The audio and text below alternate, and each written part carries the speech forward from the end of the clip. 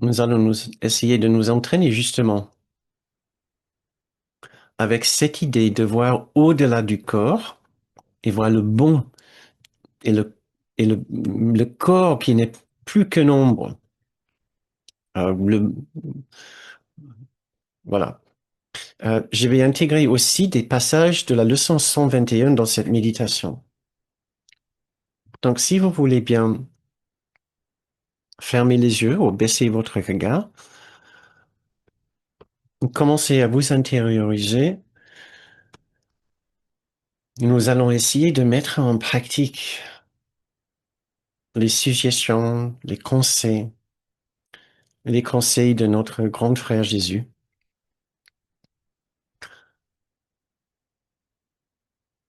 Ce n'est pas anodin ce que nous essayons de faire.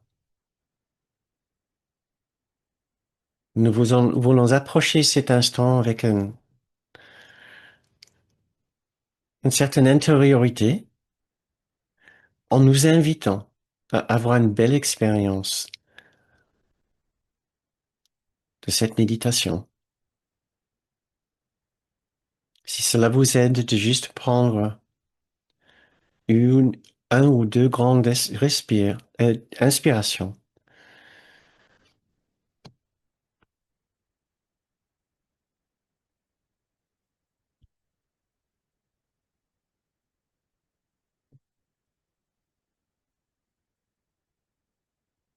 reposons-nous et déposons-nous dans cet endroit où nous avons l'habitude d'aller quand nous voulons trouver un peu de paix, paix de ce monde, un refuge au-delà d'eux et en dehors de ce monde. Vous avez l'habitude d'y aller. Et maintenant, je vous invite à y retourner le temps de faire cette méditation. Je vous invite à choisir une personne en particulier qui vous pose une certaine difficulté pour trouver le Christ en lui. Dans le langage de Jésus, dans sa leçon 121, commence cet exercice en pensant à quelqu'un que tu n'aimes pas beaucoup, qui semble t'irriter ou que tu regretterais d'avoir à rencontrer. Quelqu'un que tu méprises vraiment ou que tu essaies simplement d'ignorer.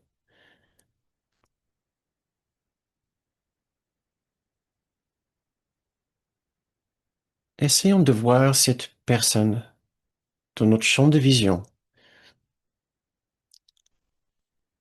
C'est cette personne qui va nous aider à trouver l'esprit au-delà du corps. L'esprit du Christ, la lumière, au-delà de sa manifestation physique. Regardons cette personne et trouvons en lui ce que nous trouvons désagréable. Peut-être ce n'est pas très difficile, mais nous n'allons pas passer beaucoup de temps dans cette partie de l'exercice qui est si facile pour une partie de notre esprit. Nous voulons réveiller une autre partie de notre esprit. Nous voulons commencer par comprendre qu'il n'y a pas que ceci dans cette personne.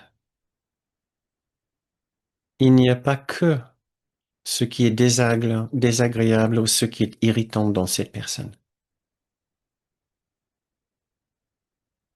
Il y a aussi quelque part du bon en elle. Quelque part, peut-être bien caché, mais néanmoins réel en elle. Il y a aussi le bon. Essayons maintenant de trouver ce qui est bon en cette personne, peu importe la façon dont nous concevons cette bonté, cet aspect moins désagréable en cette personne. Si vous connaissez cette personne, peut-être que vous pouvez trouver les signes spécifiques de la bonté dans cette personne. Une chose que cette personne a bien faite, un instant de gentillesse, un aspect de sa vie où la personne n'est pas si injuste ou égoïste.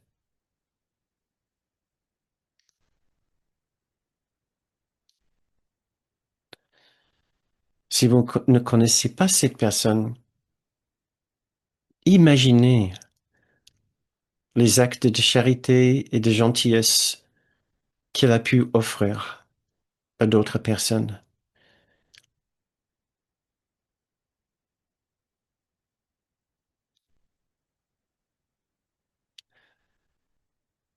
Faisons un effort sincère de mettre de côté ce qui est désagréable chez cette personne et de porter votre attention de plus en plus à cette petite partie de cette personne que vous pouvez considérer bonne, bien, gentille, juste, douce.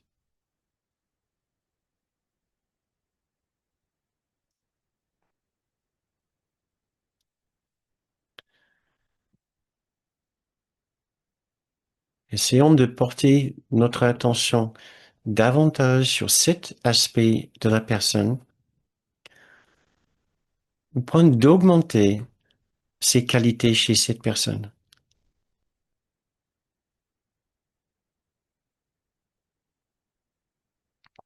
Essayons maintenant de trouver la source d'inspiration de ces actes de bonté en cette personne. L'ego ne lui permettrait jamais d'être authentiquement et sincèrement gentil et juste.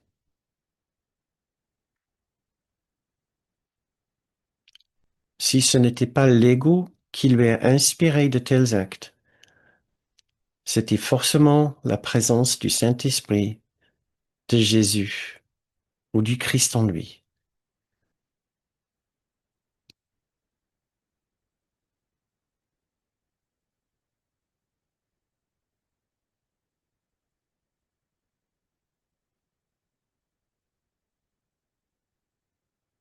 Essayons maintenant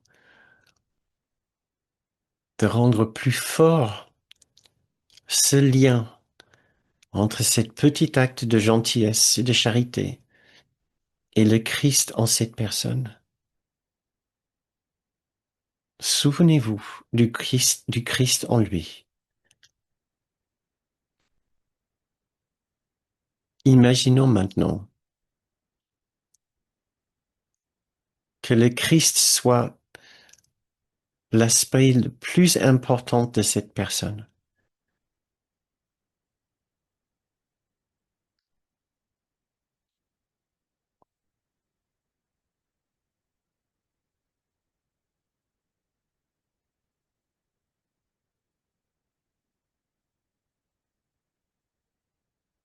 Si vous voulez, vous pouvez imaginer la présence du Christ comme une brillante lumière.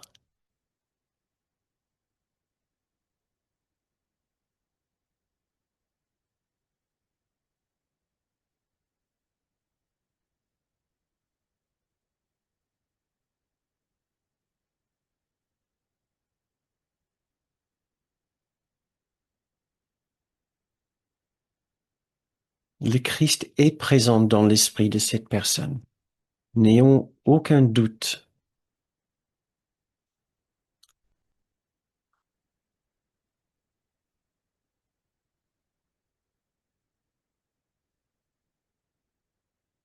Essayons de voir cette lumière dans l'esprit de l'autre personne qui lui inspire ces actes de gentillesse et de douceur, sans ego. Même si ces actes ne semblent pas très important, très fréquent. Portons notre attention sur cet aspect de la personne et diminuons l'importance que nous donnons à tout le reste.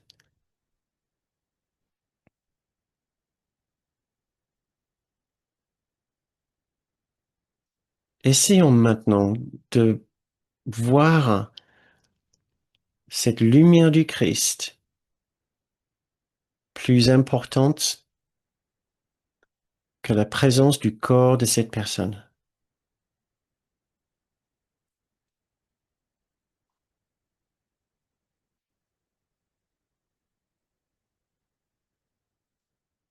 Essayons de voir le corps diminuer en taille et en substance et en importance au fur et à mesure que nous ressentons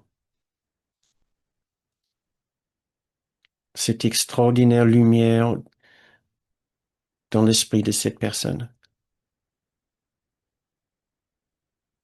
Il est impossible que cette lumière ne soit pas présente dans l'esprit de cette personne. Elle est là pour que nous le voyions.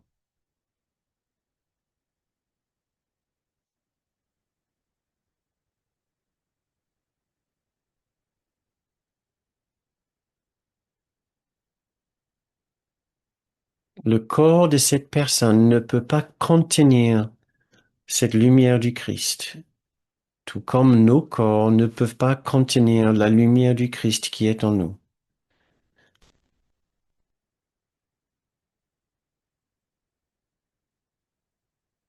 Le corps n'est pas un foyer adéquat ou approprié pour l'enfant de Dieu que nous sommes.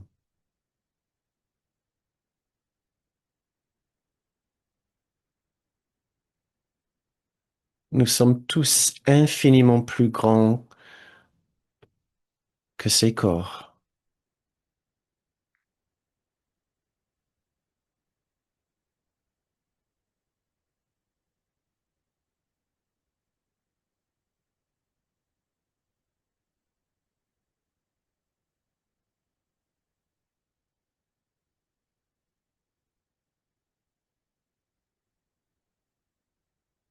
Et demain, quand nous nous occupons de nos tâches, de notre travail, de nos déplacements, en faisant nos courses, essayons de nous souvenir de cette vision du Christ en l'autre. Ces personnes au supermarché, ces personnes au travail, ces personnes dans le transport en commun, sur la route, sont bien plus grandes que le corps.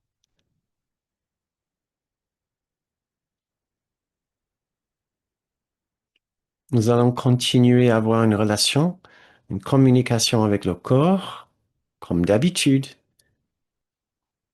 Mais maintenant, nous pouvons élargir notre vision de ces autres pour accepter et accueillir ce qui est bien plus grand que l'ego et le corps.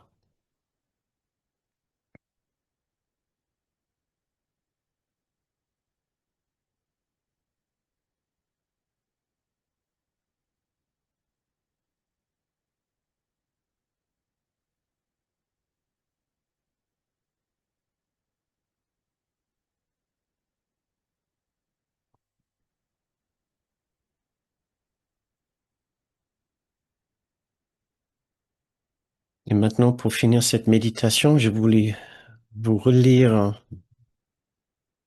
la prière avec laquelle nous avons commencé cette séance. La douceur de la création est tout ce que je vois. J'ai certes mal compris le monde parce que j'ai posé sur lui mes péchés et les ai vus là qui me regardaient, comme ils semblaient féroces. Et comme je me trompais en pensant que ce que je craignais était dans le monde plutôt que seulement dans mon esprit. Aujourd'hui, je vois le monde dans la douceur céleste dont resplendit la création. Il n'y a pas de peur en lui, qu'aucune apparence de mes péchés n'obscurcisse la lumière du ciel qui luit sur le monde.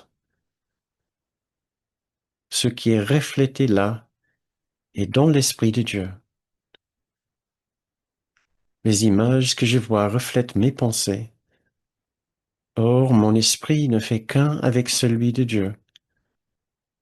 Ainsi, je peux percevoir la douceur de la création.